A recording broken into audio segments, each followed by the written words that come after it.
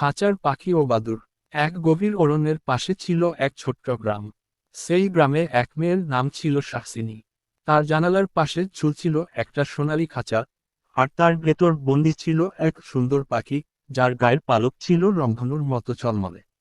পাখিটি গাইতো মন ছুঁয়ে যাওয়া সুর, কিন্তু তার চোখে ছিল একরাশ দুঃখ। একদিন রাতে, যখন সবাই ঘুমিয়েছিল, তখন জানালার পাশ দিয়ে উড়ে এলো এক কালো বাদুড়।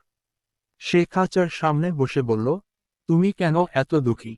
পাখিটি দীর্ঘশ্বাস ফেলে বলল, আমি উড়তে চাই, মুক্ত হতে চাই, কিন্তু এই খাঁচা আমাকে আটকে রেখেছে। বাদুড় কিছুক্ষণ চুপ করে থাকলো, তারপর বলল, আমি তোমাকে মুক্ত করতে পারি, কিন্তু তুমি কি নিশ্চিত যে তুমি উড়ে যেতে চাও?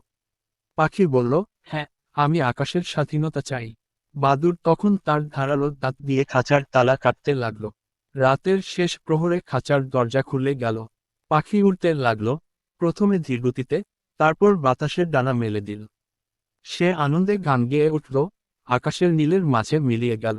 সকাল হলে শাহসিনী দেখল তার প্রিয় পাখিটি খাঁচায় নেই। সে প্রথমে মন খারাপ করল, কিন্তু তারপর জানালার ধারে একটি পালক পড়ে থাকতে দেখল, একটি উজ্জ্বল, রংধনু পালক। শাহসিনী বুঝতে পারল, ভালোবাসা মানে বন্ধন নয়, বরং স্বাধীনতা দেওয়া। আর সে মনে মনে পাখির জন্য দোয়া করল, যেন সে চিরদিন মুক্ত থেকে গান গাইতে পারে।